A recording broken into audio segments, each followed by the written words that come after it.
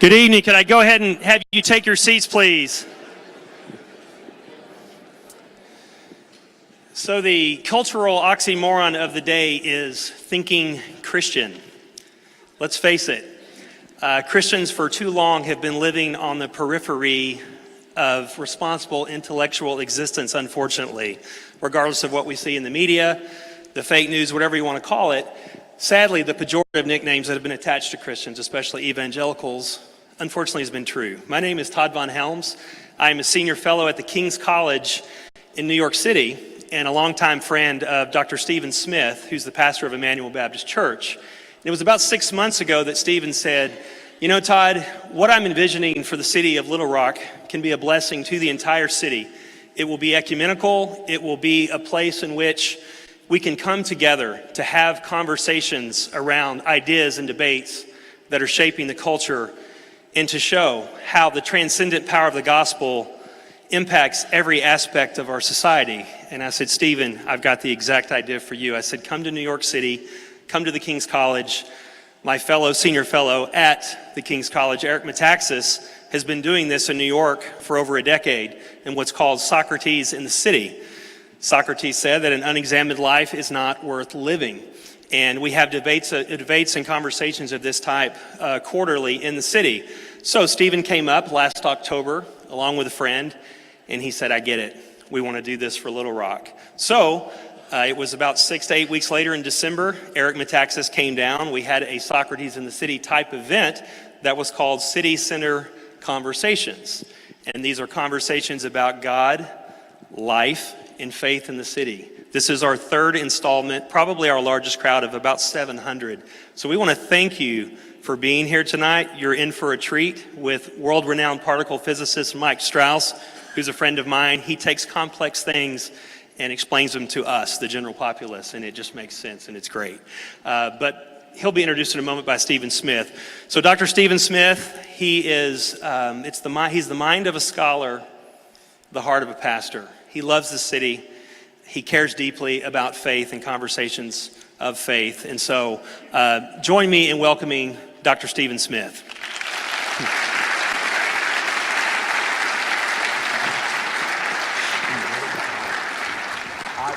I promise he owes me no money. That was quite an introduction. Thank you, Todd, for that. I'm so excited to be here. Welcome to our third City Center conversation. And as Todd really explained very clearly, our objective is to take the cultural issues that we face, issues that may be a little bit more right brain than we're used to engaging and thinking about, or left brain rather, thinking about things of faith and how they intersect intellectual thought and dialogue. And so we're very, very excited to be here tonight. So if you were here at our last City Center conversation, we had Lee Strobel here. It was a great night.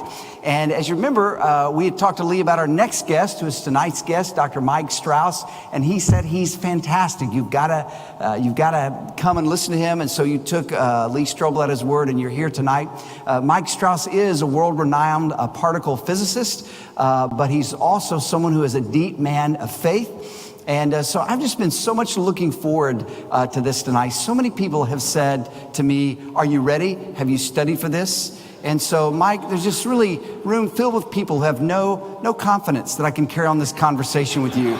So outside of that, I'm looking forward to a great night. So, Mike, why don't you come at this time? Let's welcome Dr. Mike Strauss to City Center Conversations. Thanks for being here, friend, very much. Have a seat. We are so glad that you're here. This is going to be fun. It will be fun. I'm excited to be here. Thank Yeah. you so much for inviting me. I can't believe anybody would come out to hear a particle physicist, so thank you so much for coming. They've been begging for a particle physicist. Yeah, it's just been... Well, and this is free. All the information I'm giving is free tonight. No charge whatsoever. Yeah, right? okay, Except fantastic. Just the entrance fee. Yeah. Except the interest fee, okay. That's fantastic. So 23 years at the University of Oklahoma. Yeah. And a lot of academic work, a lot of accolades. I think you're too humble to bring it up, so this means I have to.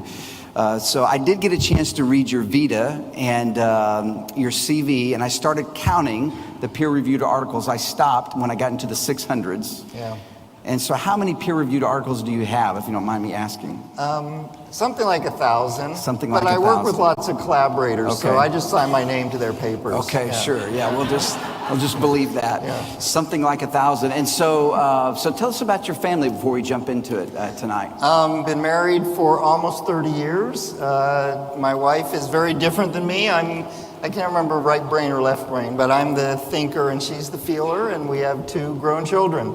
One is here tonight in the front row, Zachary. We decided to make a road trip from Oklahoma to Arkansas and have a good time together. Great, excellent. And then, but you were telling me earlier you have a Little Rock connection, don't you? I do have a Little Rock connection. It's kind of bittersweet. My father died of multiple myeloma in 1993, and when he contracted it, he was in California where he was a pastor, and they told us the best place in the country to get treated was Little Rock. So he came here a number of times to get treated, and through some complications of the treatment, actually passed away here. So I was doing research in San Francisco, got a call that I should come say my goodbyes to my father here at the hospital. Here in Little so Rock, I flew out here, and this is where he passed away. But it's bittersweet. Yeah. Yeah. Well, we are blessed to have this really great medical community Yes. inside Little Rock, so we're extremely grateful for them. So let me just ask this first question. So how in the world did you become a physicist? Am I envisioning a high school guidance counselor or something, just leading you down this path, or what? How did that take place? Tell me about that journey. Yeah, this is a great story because I come from a family of pastors and theologians. My grandfather was a pastor and my father was a pastor. I had no role models for science at all. I spent 8 years of my childhood in Huntsville, Alabama, where they built the bottom stage of the Saturn V rocket that took people to the moon, and just was fascinated by that moon landing. So that got me interested in science. But the amazing thing is the day I was born, my dad was a student at Dallas Theological Seminary. And I got a letter from the president of Dallas Theological Seminary stating that if I ever wanted to go to seminary, I could automatically get into Dallas Seminary. So I grew up with this mixed interest in both science and theology. I went to college where I studied both. I got a major in what's called physical science at Biola University in Los Angeles. And then even graduating from college, I had no idea what I wanted to do. So if your kids have no idea what they want to do when they graduate from college, there's still hope for them. I had no idea. And so I applied to graduate school in theology at Dallas Theological Seminary and to some places in physics. And I was one of the few people who actually got rejected from Dallas Seminary, despite the fact that I had a letter guaranteeing my acceptance. So it turns out that I guess Dallas Seminary was founded in 1924, and in their 94 years of history, or whatever that is, you can do the math, I can't. In the 94 years of history, they had 2 years where they had this policy that if you didn't know for certain that God was calling you to a professional Christian ministry, they would reject you, and I happened to apply in one of those 2 years. So I was rejected from Dallas Seminary. My dad was on the board of the seminary at that time, so... and I always wonder, who did God not want to go to seminary the other year? Because the policy was for 2 years. Yeah. So anyway, I got accepted to UCLA, and I went there for grad school. And the way physics works is interesting. You take the same 4 subjects in the lower division classes in college, in the upper division classes in college, and then in graduate school. But I only had a physical science major, not a physics major. And so I'd only taken these classes at the lower division in college. So every other graduate student in physics had 2 years of classes that I never had. So I go to UCLA and I'm starting to take classes, and the very first day of class, the professor reviewed something that I'd never seen before in my life. You shouldn't be reviewing things you've never seen. And so I began to realize that there was this whole series of classes I never had. So I went to the physics advisor and said, I've never had all these classes. And he looked right me in the eye, I'll never forget this, and he said, how did you get in here? There's a confidence booster, all right? So here's what my mind is going. I think I said something like, I must have good grades, but I'm thinking, I should have been accepted to Dallas Seminary, and I wasn't. I shouldn't have been accepted to UCLA, and I was. And I said, well, what should I do? I've never had these classes. He said, why don't you try to maintain a B average, and then why don't you withdraw, because then you'll be a student in good standing. Withdraw from the university and take the classes you never had, just audit them. And so I got an A- and a C+ in 2 classes, that averaged to a B. and I started taking undergraduate classes I'd never had. Now, this is where God really wanted to teach me something. So you get the picture. I realized I should have never been at UCLA because I wasn't prepared, but yet I was. I should have been at Dallas Seminary because I was prepared, but I wasn't. So I remember even thinking before this all happened, I don't know how God is going to change my course from physics because I've been accepted to UCLA and I've never failed at anything. Don't ever tell God you've never failed at anything. And I thought, I've never failed at anything, so now that I'm in physics, it's going to happen. But then I was failing. So I decided I was going to take these undergraduate classes. Are we following this? It's kind of rambling, but... and I sat down for my very first test, my second quarter at UCLA, to take the undergraduate classes I never had, and I completely blanked out. I could not remember one thing I had studied. This test looked like, well, like physics would look to you, right? Okay, this is how it looked to me, and I sat down and could do nothing. And I took the test. I ended up getting a 19 out of 100 on that test. And after the test, I sat down at lunch, and I was really, really confused and kind of angry at God. I said, I don't get this, God. I should have been this one place, and I'm not. And then I shouldn't have been at UCLA, and then I am. So I'm failing, and then I'm succeeding, and now I'm failing again. I can't even pass this one undergraduate class. It was so sad. And there's been a few times in my life when I'm praying to God, and the thoughts that have come to my mind are so unexpected and so profound that I go, this has to be the Holy Spirit, and this was one of those times. And I sat down with this test that I had just failed, and I looked at it, and it all makes sense. And I worked it out perfectly at lunch. And I go, God, what is going on? You know, and what came to my mind was this. It was, Mike, you've always attributed your success to the gifts and talents that I've given you. But you don't succeed because I give you gifts and talents. You succeed because I give you the grace to use those. And I can take them away anytime, like I just did on that test. Unbelievable. And so this arrogant kid that thought he could never fail at anything got a lesson from God that you can fail at everything except for his grace. And I realized that from then on, if I ever saw any success in my life, it would not be because God's given me abilities, but because God's given me grace to use those abilities. I'll tell you the amazing thing. This is how hard physics is. The 19 out of 100 was a B.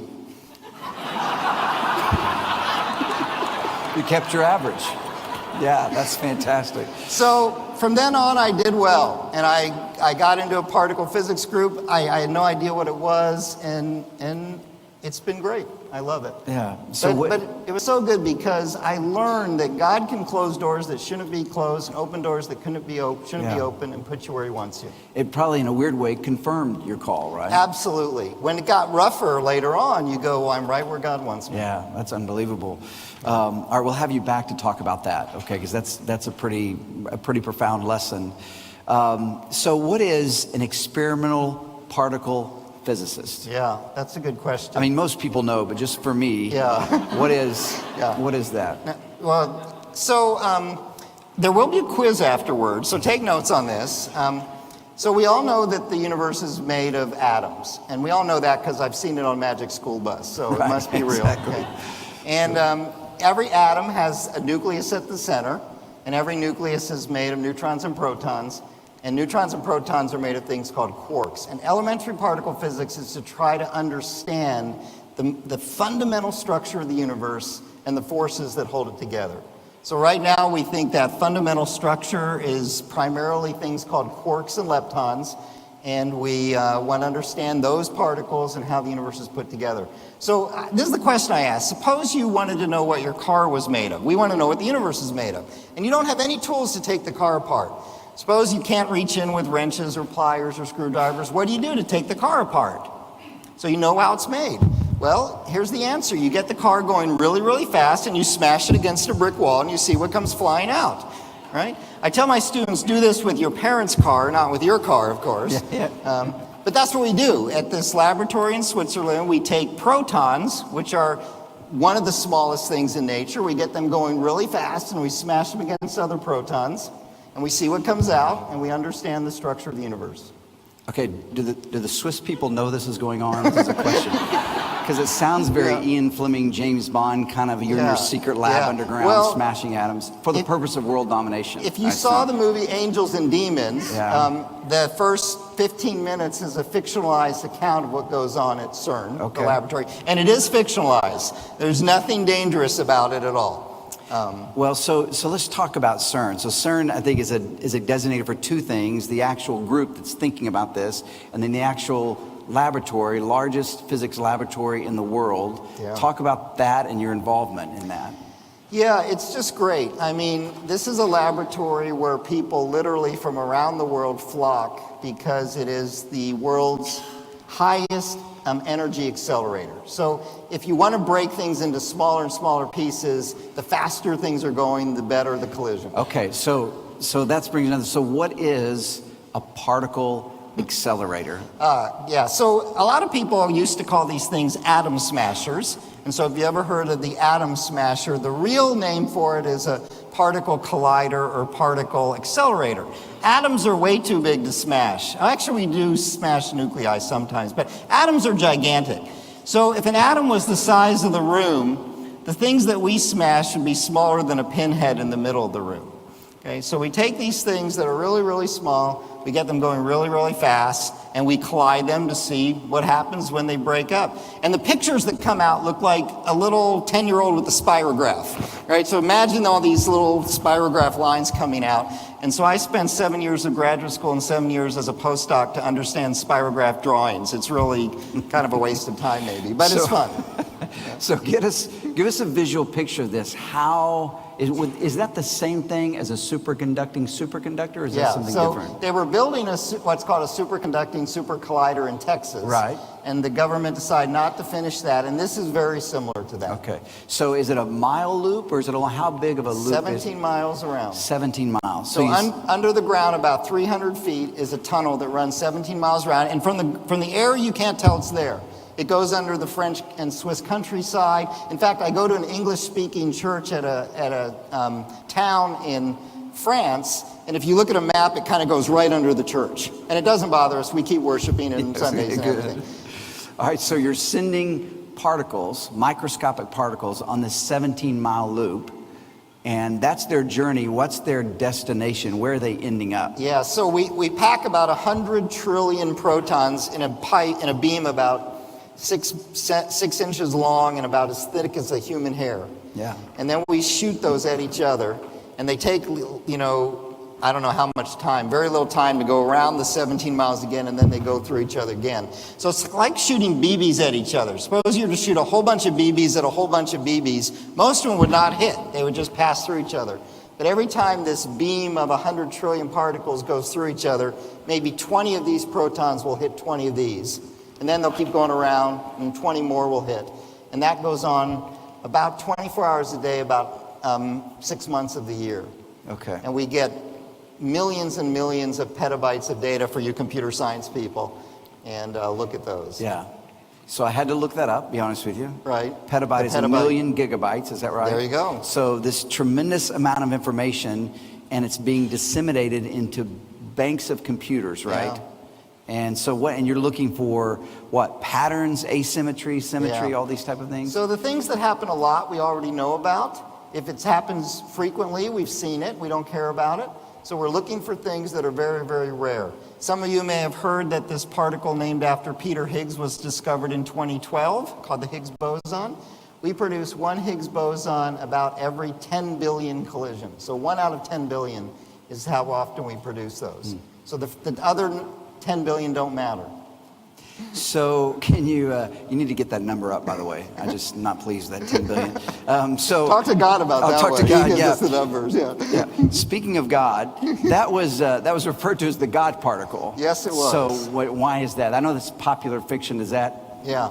So a Nobel Prize winner named Leon Lederman wrote a book about the search for this particle when we were building this machine in Texas. And his publisher said, well, if you call it the search for the Higgs boson, nobody will buy it. So we need a better title. And so the marketing team came up with the God particle. So it's really marketing is amazing. I don't understand it at all. And so Higgs isn't the one who discovered it. He's the one that theorized that it might exist. That's right. Okay. So this is amazing. In 1963 or so, Peter Higgs, along with 5 other guys, they're sitting down and doing their work with their pen and pencil, right? They're just doing math. And lo and behold, they look at the math and they say, hey, my math says that there should be a particle in nature we've never discovered. I mean, doesn't that sound a lot like an engineer doing math and saying, the math tells me what the building will look like, right? And this is how the universe is designed. But it's not only designed that the math tells us how the universe is designed, the math is interpretable by humans. So Peter Higgs looks at his math and he says, wow, my math says that there's a reality there, that there should be a particle there. And so 50 years later and $20 billion later, we find the particle. At CERN? At CERN. Okay. Yeah, my name's on the paper that found the particle. Unbelievable. Yeah. Along with 3,000 other names. Yeah.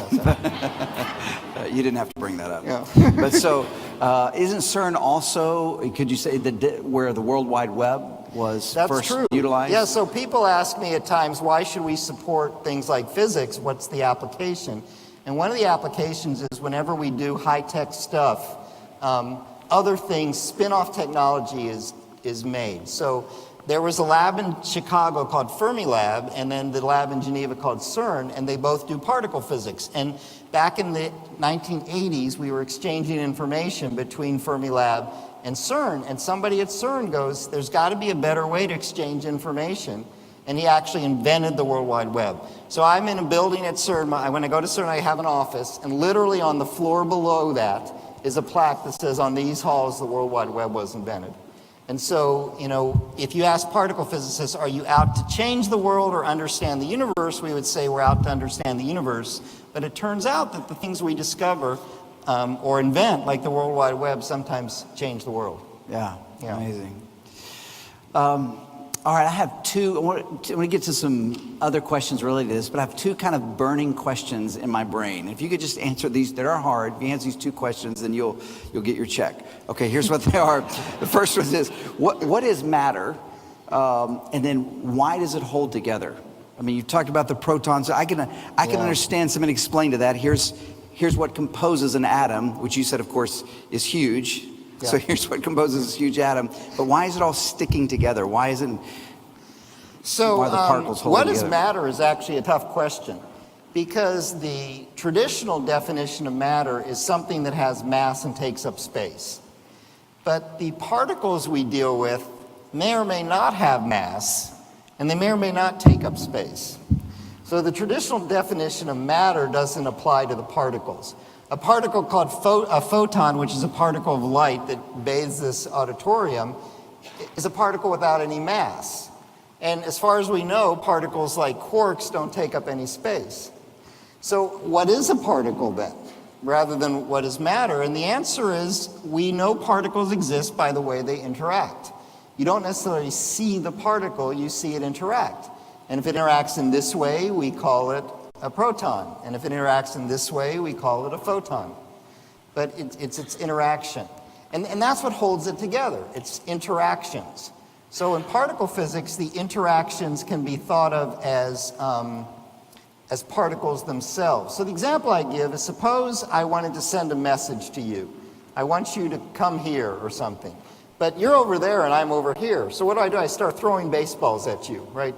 Anybody who's asleep, I'll throw baseballs at them and wake them up. And so that baseball is exchanging information. And that's the force that ultimately holds us together. And so the universe is made of particles, which make up all of matter. And it's made of forces, which hold those particles together. And so the short answer to what keeps them together is there's 4 known forces in the universe. And those 4 forces hold the universe together. All those 4 forces are operating at the atomic level. They're operating at that small of a level. Some are operating at larger levels. Gravity is one of the forces. Right. Fortunately, it's keeping us on the Earth, right? And electromagnetism is another one of those forces, which has to do with the electricity we use, the lights we see. Right. And then the 2 other forces only operate at the nuclear level, inside the nucleus. Yeah. Yeah. So there's this great, my favorite passage of scripture is Colossians 1. Yeah. You know where I'm going with this. Yeah. Verse 17 says, in Christ all things, Ponta there, all things consist. It's great preaching to say Christ holds all things together. But as a physicist, what do you do with that? Are you dismissive about that? Do you think there's anything there? Because you're an interesting guy, Mr. Mike Strauss. You're a physicist who got rejected from seminary. Not everyone can say that. So but you do have a theological background. It's in your family, these type of things. So as a devoted Christian, what do you do with that scripture? So that brings up a story from my childhood that you don't know about. So I'll tell you this story. When I was in, I think, a 4th grade, I went to a Christian camp. And my camp counselor brought that verse up. And here's what he said. He said, inside the nucleus are a bunch of positively charged protons. And positive charges repel each other. And so the nucleus should fly apart because all the positive charges repel. And he says, but Colossians 1:17 says, in Christ all things are held together. So what holds the nucleus together? He said, Christ did. And his implication was Christ does it supernaturally, apart from nature. So it's kind of ironic that I've spent about 40 years of my life studying the strong nuclear force, which holds the protons together in the nucleus. So I think that verse is not to be taken from a physics point of view. Yeah. Most of the things God does in nature, he does through the laws that he makes. And there is a strong nuclear force that's attractive and stronger than the repulsive force. So I don't think Colossians 1:17 is saying God supernaturally overcomes the laws of physics in order to hold the universe together. But I do think it's both metaphysical and real, in the sense that it is Christ that is the focus of this universe and the history of this universe and the laws of physics of this universe. The laws of physics point to a God. And so I think in essence, all of nature is held together by this one unifying theme of the God that created it. Yeah. Well, maybe there's your answer, because earlier in that verse it says all things are created through Christ. Yeah. So maybe the execution of the creation of the world and the power of the Christ, however dynamic that was, is still sustaining the atomic structure, whatever else that's going on in the universe. So this is kind of a sidelight, but sometimes my scientific colleagues who are also Christians, we ask this hypothetical question. Did God create a universe that works so well like a clock that if he was to leave, it would keep running? Or is his active involvement required to keep the physical universe running? And you get different opinions. Yeah, interesting. Well, we're having this conversation, and you're talking about God in one sentence and science in another. That's probably not like every scientist, I'm assuming. Yeah, probably not. So are we to believe, it's an open-ended question, that science and faith are in conflict? And you have the scientific community that may say that we're suspect because we are people of faith. And then oftentimes you have people of faith thinking they can't trust science because they are people of faith, or are taught not to trust science. Yeah, you know, there's so much heat in this conversation and not much light. And that is one thing that I feel privileged to be able to do, is to try to bring some light to it. Part of it depends on your definition of science. If science is by definition only dealing with the physical world, then it can't tell us anything about God. But the word science comes from the Latin scientia, which means basically knowledge. And if science is a search for knowledge by studying the world, then it could give me information about a creator if there is one.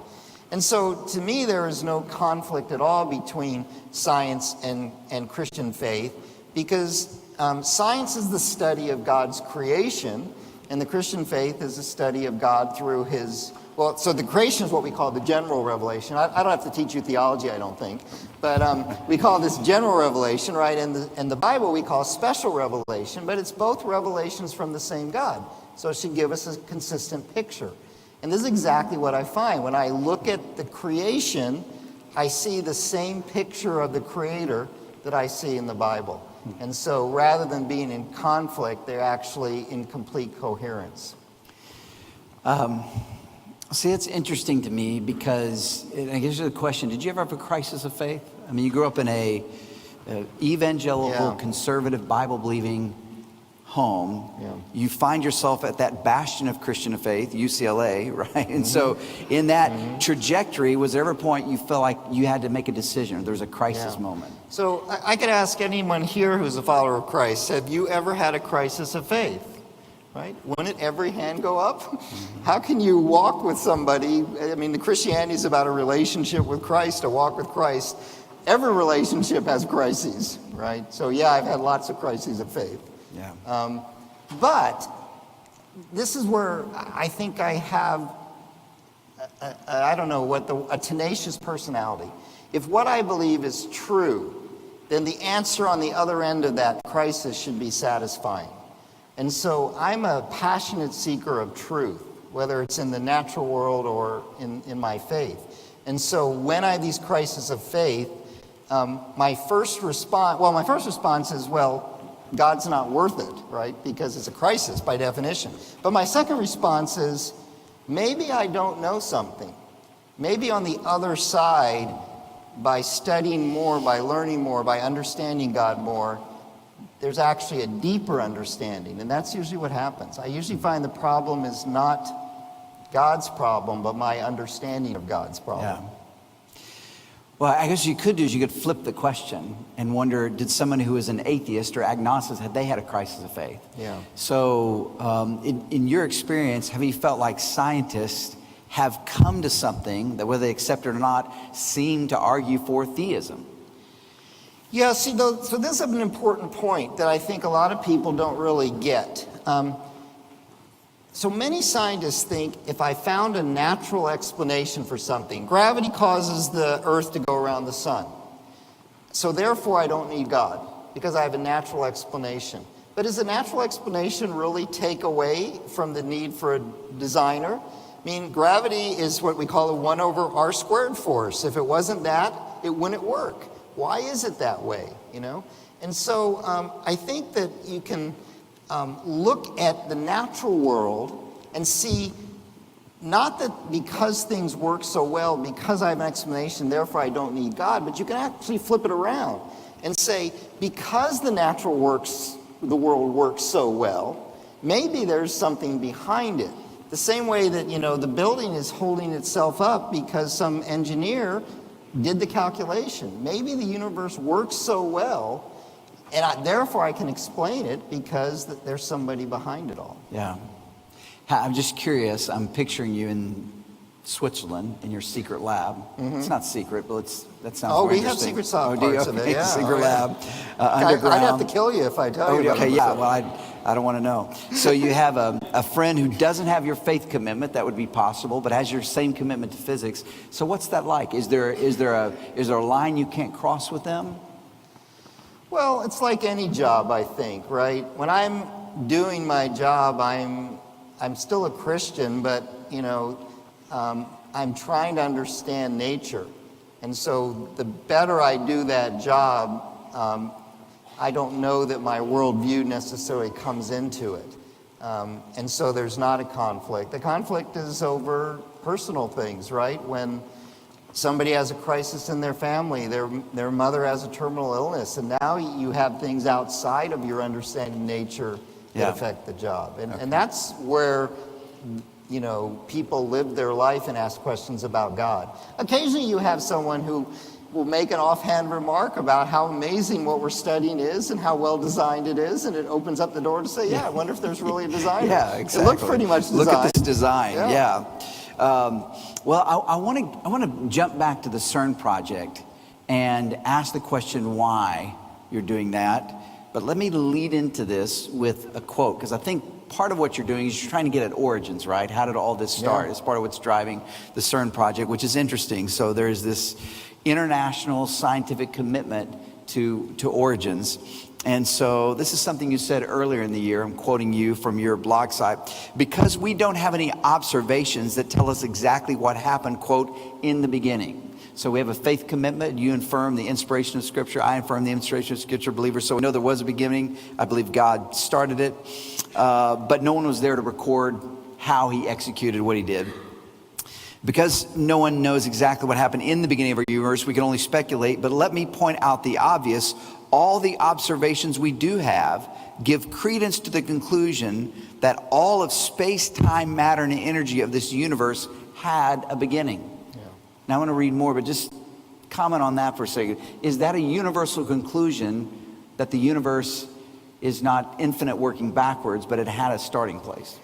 Yeah, I mean, there's debate about everything, right? I mean, if you've read the internet, you probably know that everybody's got some opinion about something, but the general, so what we know for sure, let's say we were to take the tape of the history of the universe and run the tape backwards. We would all agree about everything, more or less, till you get to about 10 to the minus 30 seconds after the Big Bang. So, a decimal point followed by 30 zeros and a 1. At that point, the picture starts to get fuzzy. And the picture gets fuzzy because we don't have a mathematical model that necessarily describes that time. So I run the film backwards, and everything looks like it's pointing to a beginning. And everything I do know, all the observations and all the calculations, including this great calculation by 3 physicists, Guth, Bourdais, and Vilenkin, which we can talk about, says there's a real beginning. But the film all of a sudden breaks, and we don't really see the first 10 to the minus 30th seconds. And so that's the moment we don't know. So some people will say, when they talk about the Big Bang, they don't mean the actual 0 point, time equals 0, the beginning, because we don't know that. Some people mean it's about that 10 to the minus 30th seconds after the origin. And believe me, I mean, it's really weird. Does a decimal point followed by 30 zeros and a 1, that many seconds really make a difference? The answer is yes. Because if we start at that time after the Big Bang, everybody agrees. But if you try to go back to the actual beginning, that's where speculation occurs. Yeah. And in a sense, that's why you're doing CERN, right? You're trying to, in some ways, replicate what happens. So if you can see patterns or something that you're seeing there with the data, that can tell you something about origins. Yeah, so let me describe that just briefly, because I said the goal was not to understand the origin of the universe, it was to understand the structure of the universe, and now you bring up origins. So if you were to take the whole universe and start to make it smaller and smaller and smaller, it would eventually have all the energy of the universe in a really small space. And so the energy density, the amount of energy per size, gets really, really big. And when we take our colliders and we fire protons together, we also have what's called a really high energy density. So when we fire protons together, we're actually recreating what the universe was like about 10 to the minus 12th seconds after the Big Bang. So even though the goal is to understand the structure of the universe, for free we get the origin of the universe, right? I mean, just a couple minor questions. What's the origin and structure of the universe, right? Right. And we get that for free because we create these high energy densities that only existed 10 to the minus 12 seconds after the Big Bang. So I know you know all that. So I very much appreciate you reviewing that, for the lay people here. So it would seem to me that someone would get behind that and say, if I could say it crassly, who banged the Big Bang? What's there? And so with that thought, let me keep reading for that same paragraph we're left of. The Big Bang is a misnomer, for it is not some kind of explosion, since there was nothing that existed to explode. So nothing's acting and reacting because there's no matter to act. So someone has to act to create the bang. It is the origin of the universe. So if this universe had a beginning, then the cause of the universe cannot be a part of the universe. Yeah. That's a fascinating thought. That's what my philosophy friends would tell me, right? Right. So this is what's so amazing. If we were sitting in this auditorium 100 years ago and you ask any scientist, what do we know about the origin of the universe? The answer would be absolutely nothing. Everybody thinks the universe has existed forever and the universe is infinite. So 100 years ago. And then all of a sudden the data starts coming in. And all the data points to everything in this universe. Space and time and matter and energy having a beginning. I mean, what is it like without time? What is it like without space and matter? I have no clue. I live in this universe. But all the data, both theoretical and observational, points to this universe having a beginning. which means just what you said, or what I said, or whoever said that, right? that the cause of the universe can't be part of this universe. It's outside the universe. Now, when that evidence first started coming in, there were scientists who said, this can't be true. We can't point to the universe having a beginning because then everyone will have to believe in God. If the universe has a beginning, we have no alternative but believe in God because somebody had to start it. And so scientists still don't like the idea that this universe has a beginning, despite the fact that all the evidence points to it, because the question is so obvious. Well, I would not have believed this if I didn't see it with my own eyes, but I watched Dawkins interviewed from Oxford, the famous atheist, and they asked him about the origins of the universe. And essentially his answer was he knew there had to be a beginning, so some extra life outside of Earth came and placed it here. And this is not, your weird uncle, somewhere. Yeah. I mean, this is this world-renowned, maybe the leading atheist in the world who would rather believe that an extraterrestrial force put life on the earth, because he knows it has to have an origin, than accept that there be a God. Yeah. Well, in fact, when you read things on the paper that say the Big Bang is in question or something, they're not questioning from 10 to the minus 30 seconds till now. They're questioning that exact origin. And there are many speculations. A physicist at Arizona State named Larry Krauss wrote a book called A Universe from Nothing. And his whole thesis is this universe came from nothing, even though it had a beginning, right? Well, what comes from nothing that has a beginning? Yeah. And you just see behind a lot of this is this theological implication that we can't believe there's a God, so we have to come up with some alternative. But if you were God and you wanted to write a story that showed that you existed, you could not do much better than what we have with the origin of the universe. Yeah. It says something outside of this universe that looks a whole lot like the God described in the Bible started it.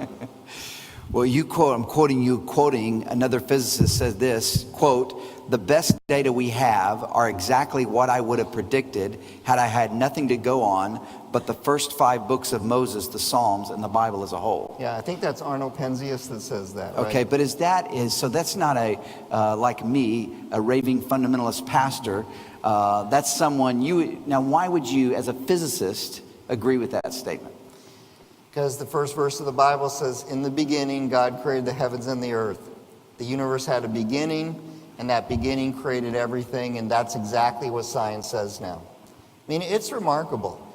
You could not have predicted this 100 years ago, that every scientist would stand in front of you and say, all the data points to the fact that the universe had a beginning, which looks a whole lot like the God of the Bible. Now, scientists don't like that. So they come up with alternatives. Yeah. But the story as written is pretty unambiguous. Yeah. So in your community, there's universal consent that there was a Big Bang.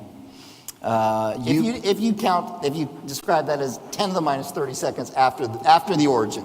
It's exactly what I meant. Fine, yeah, exactly what I meant. So there's a Big Bang. So the origin of life is a big, I think, debate universally, perhaps. And in the Christian community, we have our own sub-conversations about this. Interestingly, I would describe myself as a young earth creationist. We have a legacy pastor at our church, where I'm Immanuel Baptist Church, who wasn't that. He believed in the gap theory that was very popular 50 years ago, that the world was destroyed. Genesis 1 was a record of the remaking of the world.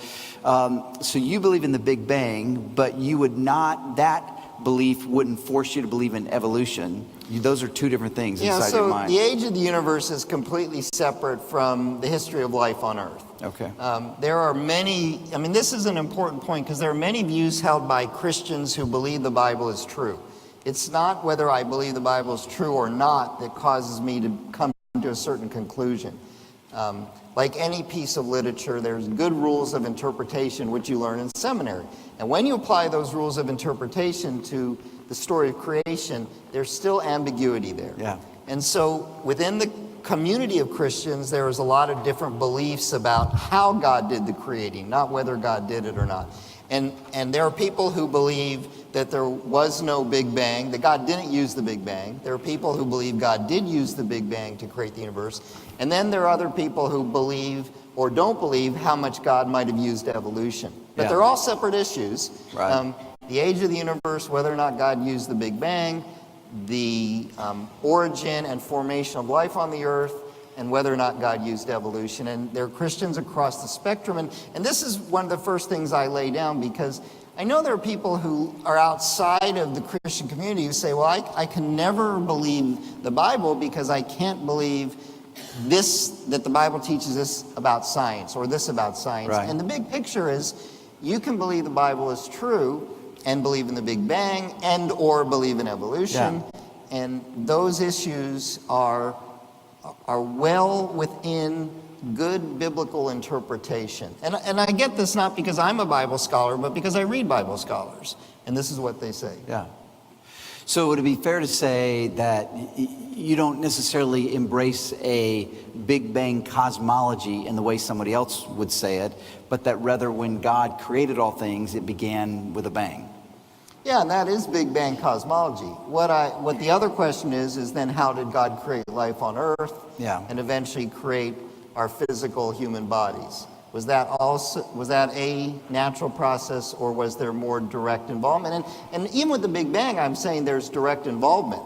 Yeah. So the example I might give is if you're a good computer programmer and you write a program, you don't have to go fix bugs. There are not many bugs there. So if you're God and you're writing a computer program that creates the universe, how often do you have to step in? Yeah. Right? I don't know the answer. Yeah. Yeah. All right, let me switch gears. What is fine-tuning? I've heard you talk about that quite a bit. Yeah, so this universe is, and at least Robel talked about this a little bit at your last conversation. This universe seems to be finely tuned to allow any kind of life to exist, not just life like us. The example I sometimes give is it's as if you have a panel with 100 knobs, and if you turn any knob just a little bit to the right or to the left, you completely screw up the universe so that life is impossible. And there are so many of these parameters that are just, in Lee Strobel's words, because I watched his talk, balanced on a razor's edge. And so I study some of those parameters. And almost every scientist agrees that this universe seems to be finely tuned and therefore probably extremely improbable. So therefore, how to get here? Yeah. And we could talk about some of those kinds of parameters and what it looks like. Yeah, can you give me one example of that? Yeah, so one of them is, so inside, there's a quiz, so you guys should know this. Inside every neutron and proton are quarks. And the quarks have a certain mass. They have a certain mass that they weigh, or even though that's wrong terminology if you're a physicist. But if I was to take the mass of the quarks inside the proton and change them by 2 or 3%, then it would turn out that there's not either carbon or oxygen in the universe. You get rid of one of those.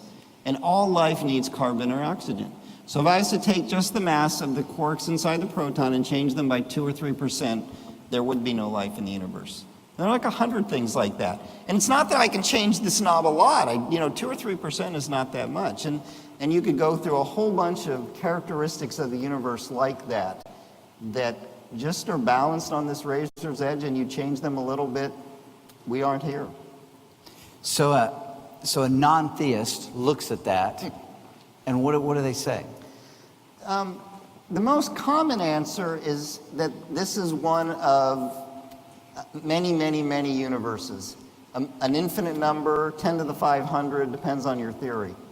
Now, we're not talking this is one of many galaxies. We see lots of galaxies. This is one of many universes. And is there any evidence that there are other universes out there? The answer is no. So you have to invent other universes. Because if there's a bazillion universes out there, maybe one is suitable for life and we just got lucky. But there's no evidence for it. So Christians are sometimes accused of what's called God of the gaps. You know that terminology. The idea is if we can't explain something in nature, God must have done it. We call that God of the gaps. So the tables have been turned. Because the universe looks finely tuned, and because the universe looks like it had a beginning, if you don't believe in God, you have to invent things that there's no evidence for to get rid of God. You have to invent multiple universes. You have to invent new laws of physics that brought the universe into existence. So I call it the atheism of the gaps. You have to take the gaps that we don't know, the things we don't know, and you have to say, well, everything we do know looks like God, So maybe God isn't in the things we don't know. Yeah. It's become the atheism of the gaps. Unbelievable. Yeah. Well, let me ask a more practical question. And so with the City Center conversations, we're talking about the city. And so we're hoping that these conversations actually help serve the purposes. Little Rock is a unique city, incredible pluses. We have our own challenges and all these things inside the city. But how do these macro level conversations that we're having about science, how do they influence and work themselves out in everyday life? You know, I can see how they work out in a personal life, right? If God cared enough about me to create this universe partially for me, and if he designed it so well, and if he made it so habitable, then he cares about me. Yeah. And if he can open doors to universities that shouldn't be open and close doors to seminaries that shouldn't be closed, then he's got a plan for me. And what I learned is that I would have never picked this plan for my life, but I love it. I love what I do in my job. I love being a scientist who can point others to faith. Yeah. And what I would say is that these kinds of conversations should be part of all of our normal life, right? You all have, you know, specific capabilities and positions that God has given you different than mine. And he wants you to have these same conversations in a way that affects everyone around you, right? And if we all bring God into our law practice or into our business practice or into our political practice, can you imagine what a difference that would make? Yeah. And if I can bring God into my science, then maybe I can make a little difference there. Yeah. Well, your presence in that world is a gift, because I don't have the capacity, the time, the ability to go do what you do and to think the thoughts that you do. But the fact that you've done that and you've come back out and said, my faith is as affirmed as it ever has, and I see what I'm seeing as consistent with the biblical record, that's amazing. That's verifying, it's encouraging, and it gives us more confidence as we work in a world that may even be antagonistic toward the Christian faith. And you know, that's the other thing. What I would say is what I've learned from comparing what I see in nature to comparing what I see in the Bible is that God can be trusted. Yeah. Because what he says in the Bible is so confirmed by what I understand in Scripture. Yeah. I mean, no one had to tell me the universe had a beginning. I could have just discovered it. But the fact that I discovered it and I'd already been told it said that can be trusted. And so there are so many areas in my life that are challenging to trust God. Yeah. And to look back and see that he's trustworthy because what he says about nature can be actually confirmed, then what he says about a relationship with him or who Jesus was can also be confirmed. Yeah. It gives you a great ability to trust God when you cannot see the answers. Yeah, unbelievable. So the affirmation you seek may be coming, even though you don't have it immediately. Yeah. Yeah. So most compelling discovery or thing that you thought, this idea, reality that we're dealing with physicists, other physicists don't even believe in God, has really affirmed my faith? I think the most compelling discovery for me is some of the fine-tuning I've been a part of. I don't know how much time we have. So inside of every proton in your body, there are these things called virtual particles. Yeah. They're particles that pop into existence from nowhere and then disappear. It's as if elephants appeared in this room and then disappeared. Or my favorite cherry pie appeared in this room and then disappeared. And it turns out like this is really going on in every proton in your body, that particles are popping into existence and out of existence. Who would have ever come up with that idea? But if I take those away, then there's a chain of reactions that occur, which means I don't even exist in the universe, or the universe doesn't exist. And it makes me think of, I mean, and studying the inside of the proton is what I've spent a lot of my life doing, studying these virtual particles. And it makes me understand that there's a verse in Isaiah 55 that says, God's ways are not my ways, nor are God's plans my plans. For as high as the heavens are above the earth, so are God's ways above my ways. And I look at the subatomic world and I go, who would have ever come up with this? It is so bizarre, it is so unique, and I've been a part of studying and understanding it. And yet it's necessary. Yeah. And isn't that what life is like? You're full of these things that you go, what is this? And why is this happening? And who ordered this? Not me. Yeah. Right? And then God just says, well, don't you get that my ways are not your ways, but they're better, and that they're there for a purpose? And when life is not going well, which occasionally happens with me, right? I look at the subatomic world and I go, I would have never made it this way, but any other way, and it doesn't work. Yeah. And so can't you say that out life? I would have never done it this way, but maybe this is the best way that works. So you remove this virtual particle that we can't even see, and we cease to exist. Yeah, Matter chain of can't reactions occur. Yeah. It changes the mass of the proton. You change the mass of the proton, you don't have atoms. Yeah. You change the atoms, you don't have us. Yeah, incredible. Incredible. Okay, I want to introduce you to somebody.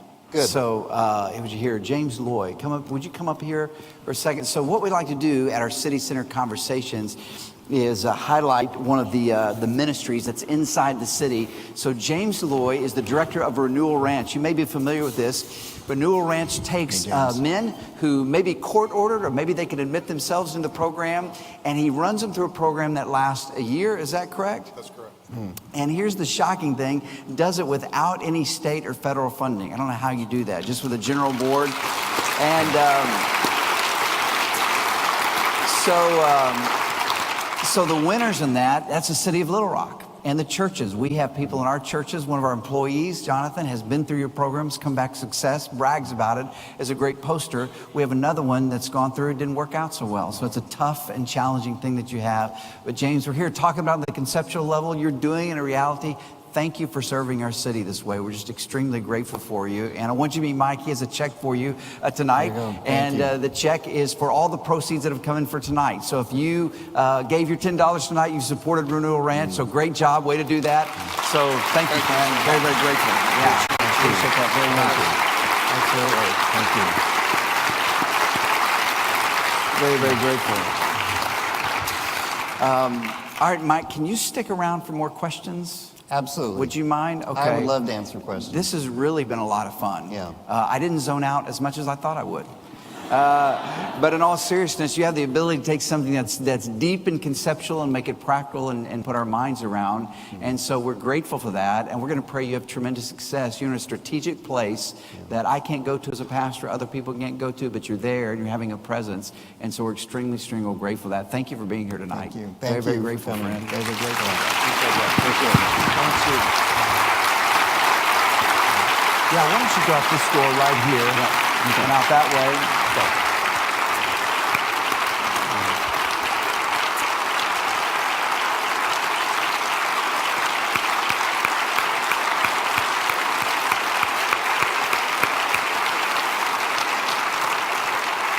So I hope you'll stick around. There's a dessert reception immediately following on this corner. Mike is going to be out there greeting you, taking questions. There was a card in your seat or in every other seat tonight. If you're interested in getting emails about this, when our next event comes out, which by the way is going to be the first week in December, we're going to take the summer off and the first part of the fall. You'll be the first ones to get information about that, buy tickets, and take advantage of that before these events sell out. So if you want to do that, just write your email down there, leave it in the card, leave it in the seat, and we'll pick that up and put you on our email list. Thank you for being here tonight. A great night, and you're dismissed.